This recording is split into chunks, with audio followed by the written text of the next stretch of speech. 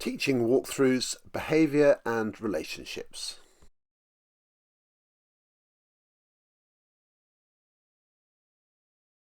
Positive relationships.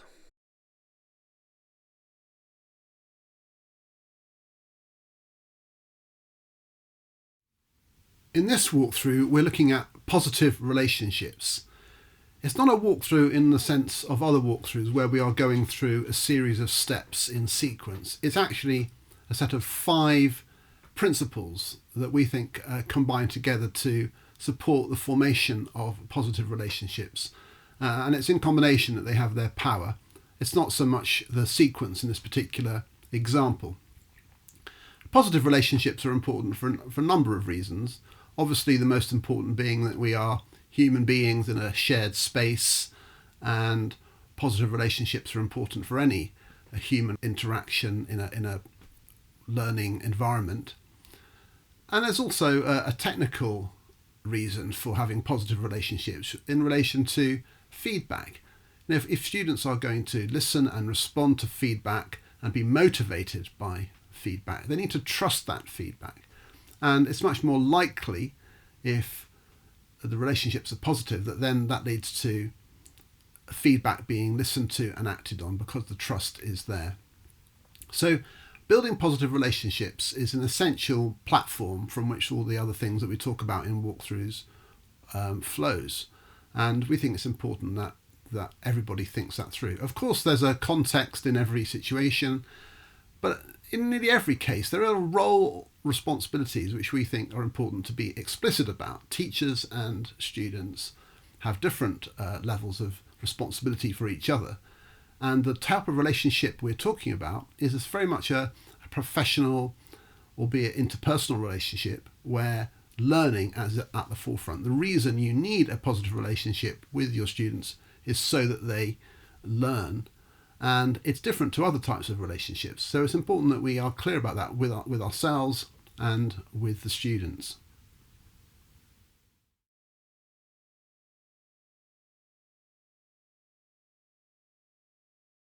Establish your expectations.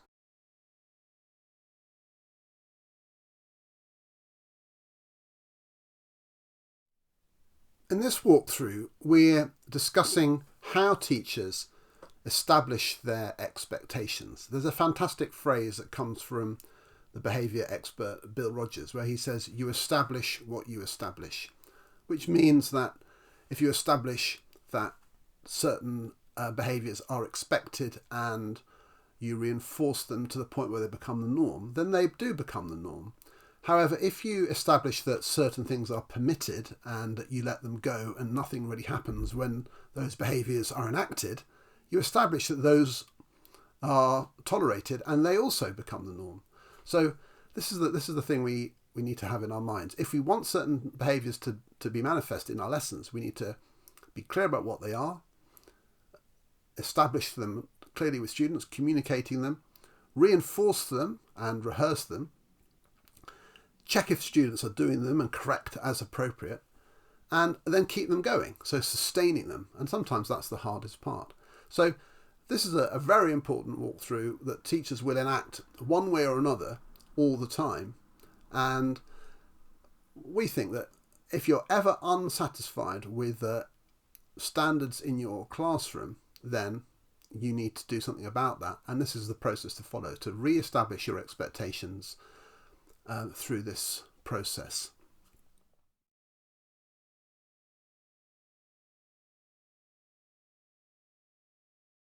Signal, pause, insist.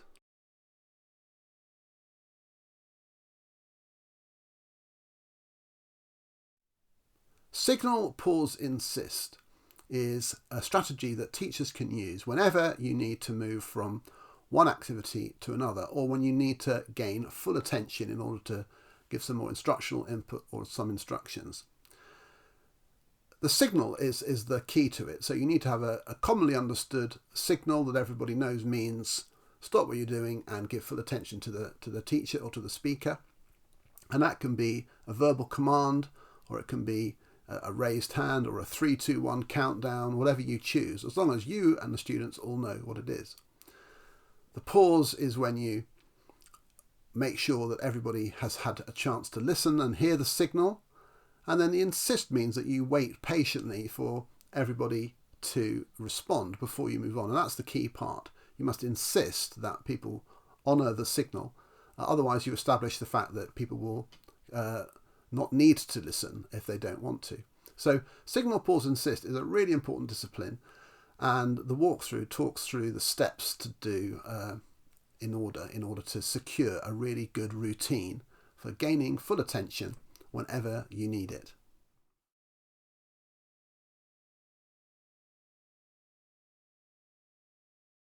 Positive framing.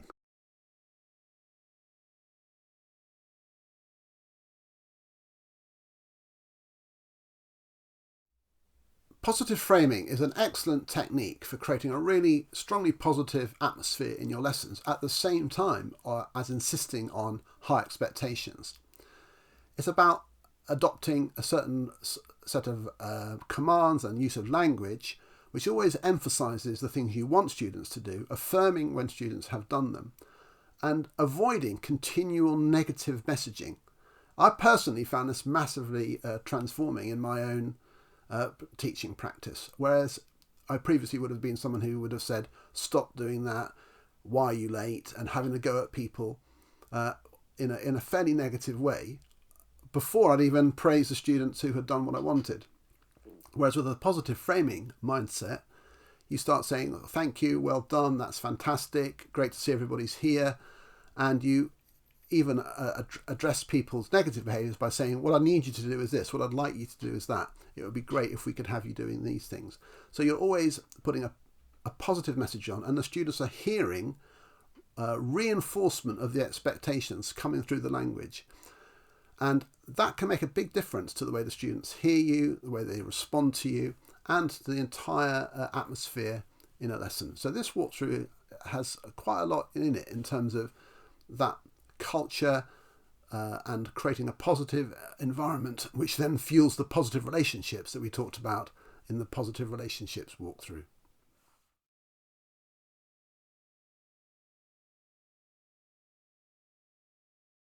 Rehearse routines.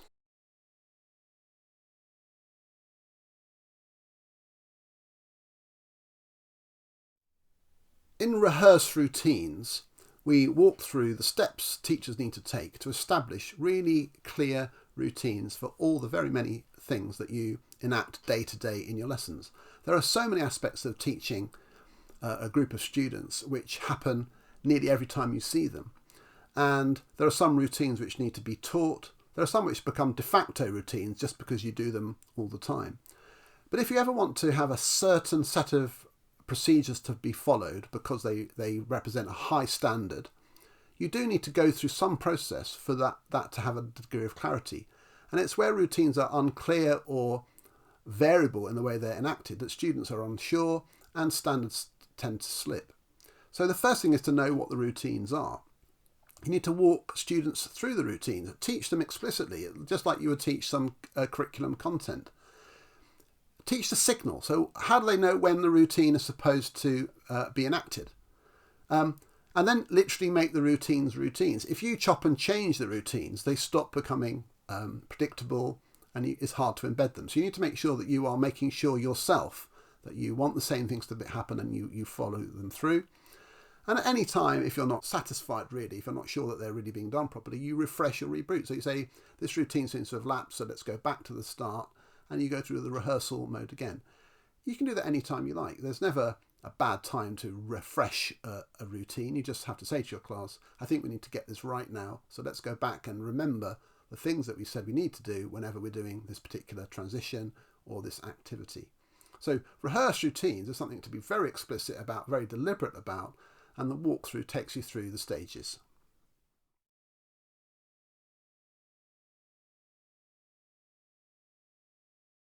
Choices and consequences.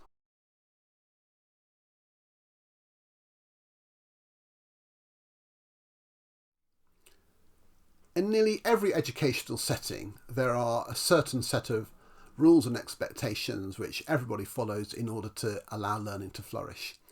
And usually there are some consequences at some point for when students don't follow those expectations, don't follow the rules.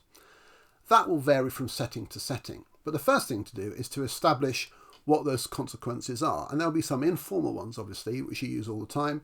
And simply, talking to the students and expressing that you're unhappy with their behaviour or they need to do something else is probably the very first thing.